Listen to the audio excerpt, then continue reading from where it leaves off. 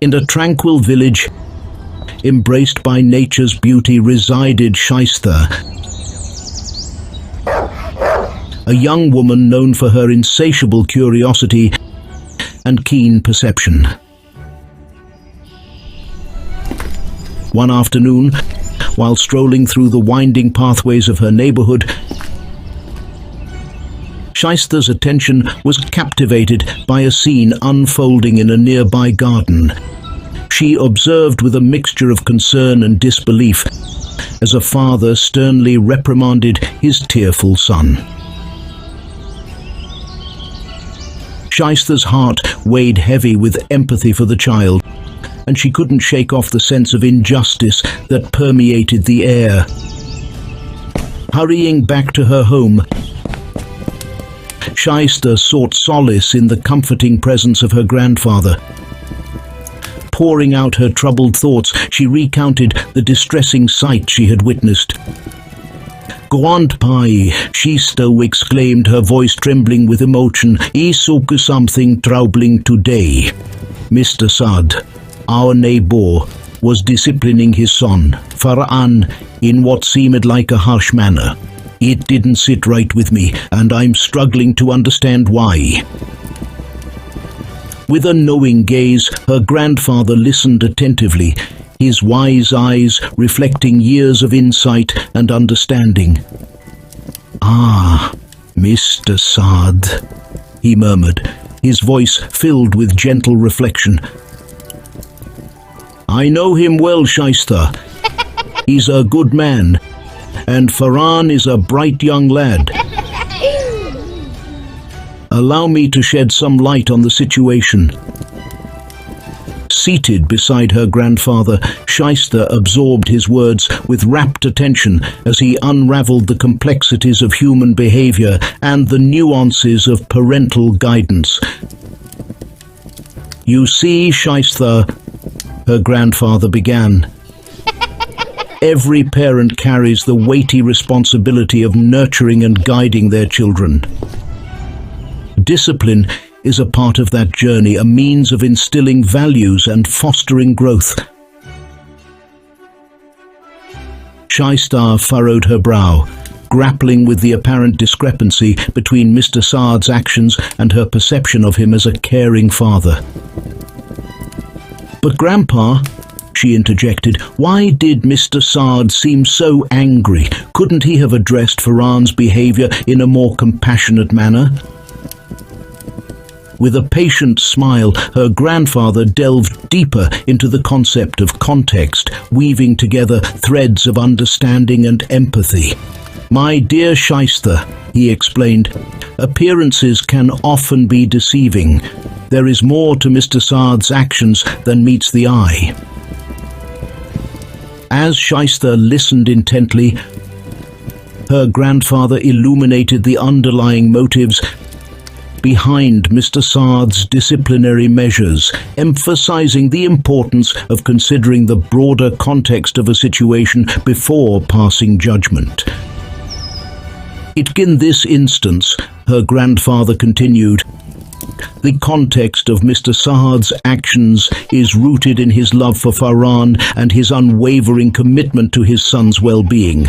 What may appear as harshness is, in truth, a manifestation of parental concern and guidance." Shaista's eyes widened with newfound understanding as she absorbed her grandfather's wisdom. "So, it's not a matter of cruelty," she concluded, "but rather a reflection of Mr. Saad's dedication to his son's upbringing." "Exactly, Shaista," her grandfather affirmed, his voice infused with warmth and reassurance. "It's imperative that we recognize the significance of context in shaping our perceptions and interpretations of the world around us. Only then can we cultivate a deeper sense of empathy and understanding." Just as Shaista began to reflect on her grandfather's words, a deeper voice chimed in from the radio in the corner of the room. The speaker addressed the misinterpretation of a specific verse from chapter 9 verse 5 of the Qur'an, commonly known as the verse of the sword. The speaker began by pointing out a peculiar omission where those who quote the verse often skip verse 6, which holds the key to understanding the context. By doing so, they manipulate the meaning of the passage. As the speaker delved into the historical and contextual framework of the verse, Shaista's curiosity piqued. She listened intently as the speaker clarified that the verse was revealed during the 9th year of the Hijrah, following the conquest of Mecca,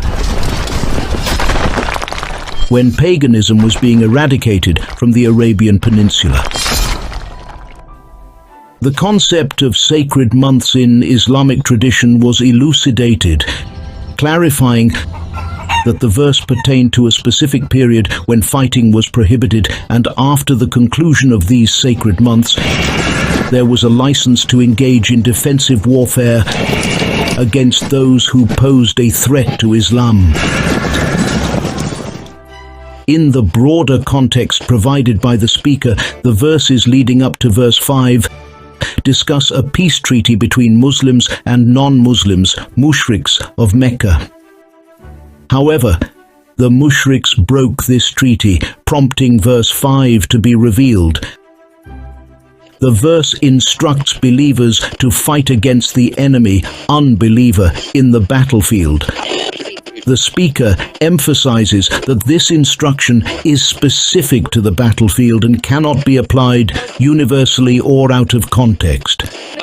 To illustrate this point, the speaker uses a hypothetical scenario involving a war between the USA and Vietnam. In this scenario, if an American Army general were to tell soldiers to kill Vietnamese enemies on the battlefield to boost morale, it would be understood as a wartime directive. However, if this statement were quoted out of context years later, it could be misconstrued as advocating indiscriminate killing. The speaker argues that similarly, when the Qur'an instructs believers to fight against enemies in the battlefield, it is meant to boost morale and provide moral support to believers facing aggression.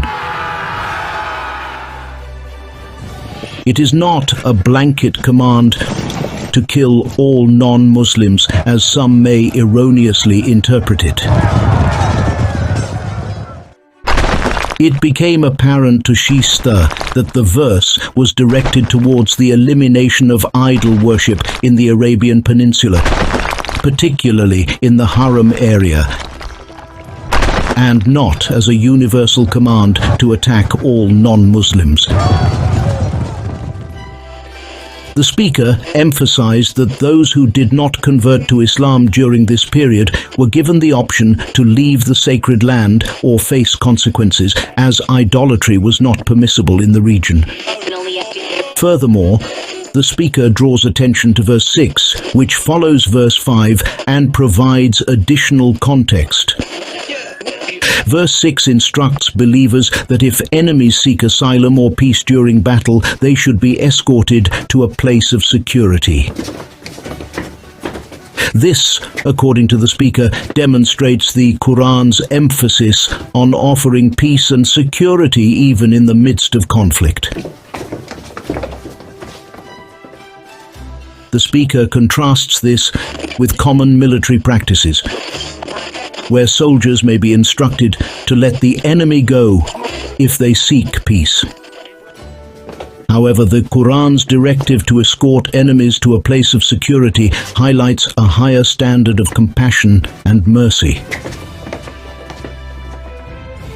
Furthermore, the speaker addressed the issue of religious tolerance in Islam, highlighting that historically, non-Muslims, including Jews and Christians, were allowed to live in Islamic states under certain conditions, such as paying the jizya tax. The diversity of religious practices tolerated in Islamic societies was exemplified, including cases such as the Yazidis and Hindus under various Muslim empires. Overall, the speaker underscores the importance of reading verses in their proper context to understand their true meaning. Without considering the broader context and subsequent verses, misinterpretations can arise, leading to distortions of the Qur'an's message. As Shaista absorbed the speaker's words, she realized the importance of understanding the broader context of a situation before passing judgment. She began to see how misconceptions could arise when specific verses or actions were taken out of context, leading to misunderstandings and division. With a sense of enlightenment guiding her, Shaista ventured forth into the world, armed with the invaluable lessons her grandfather and the speaker had imparted. For she understood that in a world where context served as the compass of understanding, true empathy and compassion flourished.